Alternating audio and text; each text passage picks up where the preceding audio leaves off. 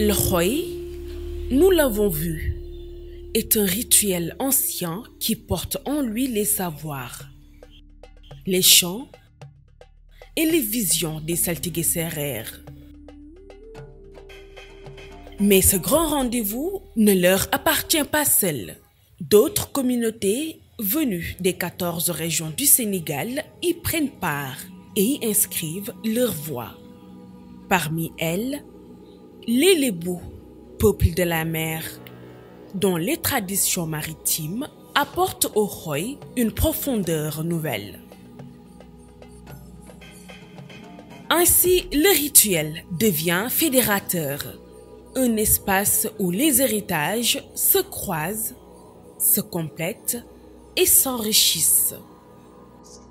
Sénégal ñoo ko bokk suñ su buggee jàmm képp ku ci yëngatu war nañ ànd ak yow ci loolu jàppale la si ñun Lébu nag suñu particularité mooy dañoo jóge fu sori ñëw Ndakaaru fekk fa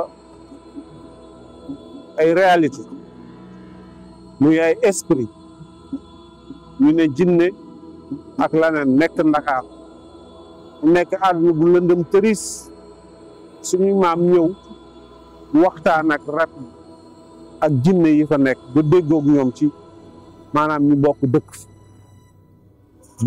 foofu nag muy indi benn pacte boo xamante ñoom dañuy yee ci li war a xew suba waaye dañuy wax itam li koy defar ak lépp loo xam ne nar na koo yàq ñu jox ñu ay tegtal pour ñu mën koo saafara moo waral Lébu yi bi ñu ñëwee fexe ba Ndakaaru am dal am jàmm ba Sénégal yëpp bëgg fekk ci Ndakaaru.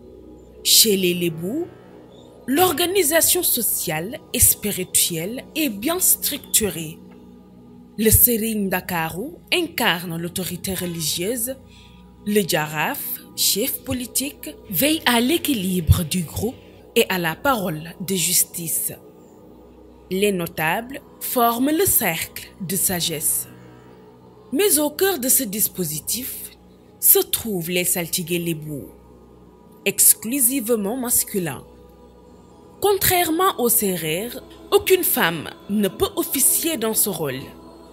Ces saltigués héritent d'un savoir secret, transmis de génération en génération. Leur mission est claire: interpréter les signes invisibles pour protéger leur peuple.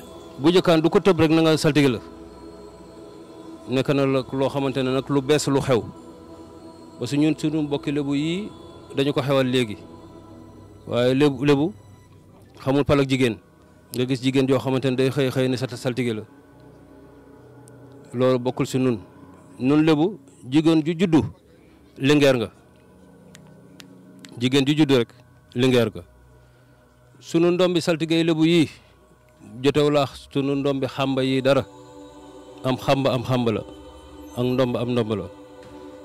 bu mel ni saltige bi ñu àndal muy président du conseil national des notables Lébu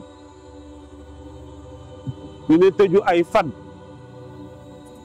fan waxtaan ak maam yi du ku nekk koy def ku ci nekk yàlla dogal na am na rab boo jubboon waaye kii nga xam ne mag ñëpp moom lañ dénk loolu mooy saltige El Hadji Modou Malick ba bu tëju jotoo day tëju man su ma amee lu ma sama maam won wala sëñ Mbay mii lu ko maamam won wala keneen lu ko maamam won lépp dañ koy dajale teg ko ciy loxo ñu seet ko settantal ko soog a génnee wax li nga xamante ni incha allah du dañ fekk déwén ñun noonu la ñuy doxe ñu dañuy tëbatëm nii rek wax nangam déedéet Ndakaaru bu ngeen gisee jàmm di fa am wala bu tàkkee ba tàkk ñun ñu jóg def tuuru ñu sedd loolu fi lañ ko fekk ay tegtal lañ ciy am ñu ne kumba làmb kumba bang ak mboose Kaolack ñëpp benn famille lañ kon ñii buñ dee def fii lii ñun war nañ ñëw fekke ka taxaw si wane suñu fierté waaye wane na nag ñun dafa am loo xam ne fa lañ soxee ko muy suñuy reen yooyu foog ñu fonk ko foog ñu suuxat ko foog ñu taxawal lii moo waral suñu ñëw fas yéene joxanteeg loxo ñoom. Chaque figure lébou se distingue par son habit qui n'est jamais laissé au hasard. Le Jaraaf, paré d'un grand boubou orné de broderies et d'un bonnet distinctif, incarne l'autorité et la sagesse. Les saltigués lébou, eux, portent des parures protectrices, colliers de perles, amulettes, ceintures garnies de cauris. Ces objets sont à la fois armes spirituelles et signes visibles d'un pouvoir invisible. Les danseurs du Ndawabine, par leurs pagnes colorées et leurs ornements marins, rappellent l'intimité du peuple lébou avec l'océan. Chaque accoutrement, qu'il soit politique, religieux ou rituel, dit quelque chose de la fonction et de la force spirituelle de celui qui le porte.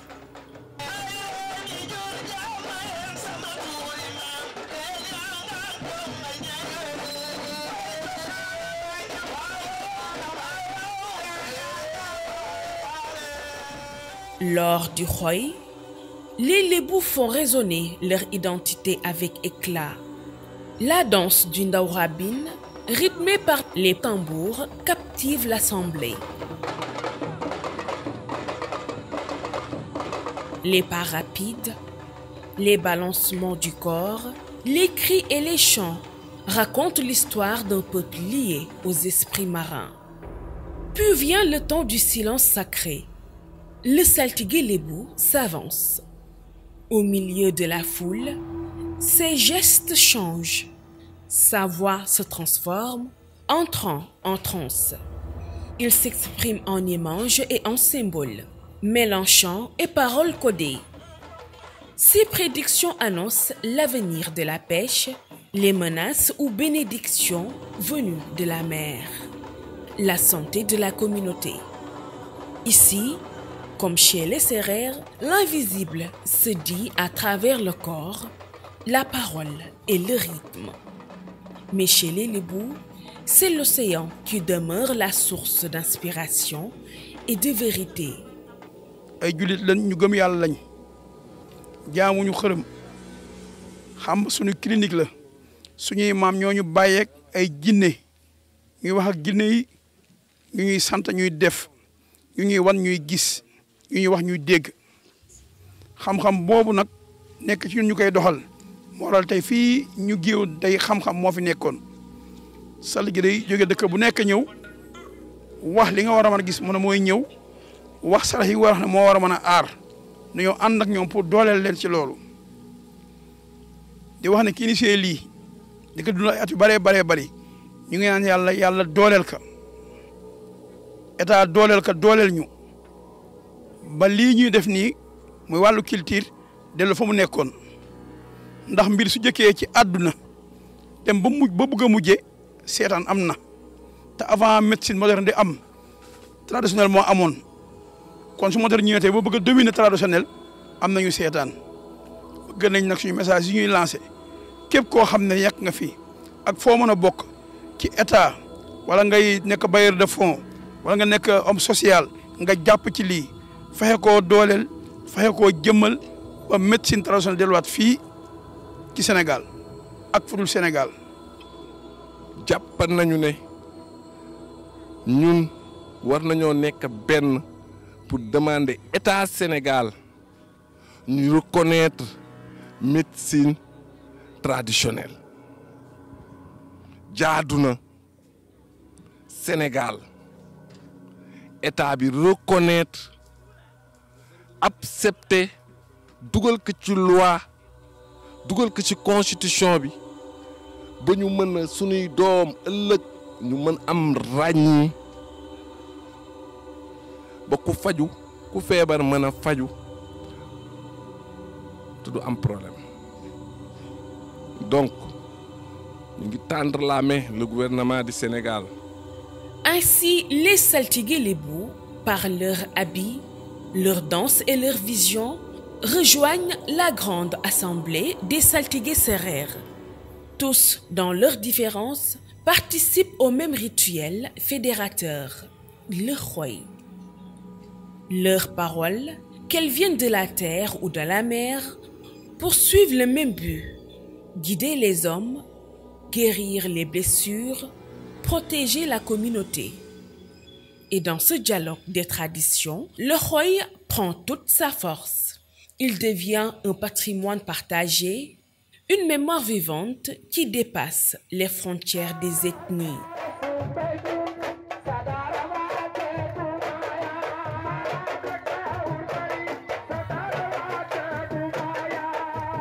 Les Lébous, par leur danse, leurs habits, leurs chants et leurs prédictions, enrichissent le Khoy d'une voix singulière venue de l'océan. À travers eux, nous voyons combien le Khoy n'est pas seulement une tradition sérère, mais un rituel fédérateur, un espace de rencontre entre héritage, sensibilité et vision du monde. Et dans ce mélange de chants, de transes et de symboles, une même question traverse les générations. Comment ces savoirs ancestraux peuvent-ils éclairer notre présent et guider notre avenir? Si vous souhaitez continuer ce voyage à travers nos cultures et découvrir d'autres héritages vivants, abonnez-vous, partagez cette vidéo et rejoignez-nous pour la suite de l'aventure.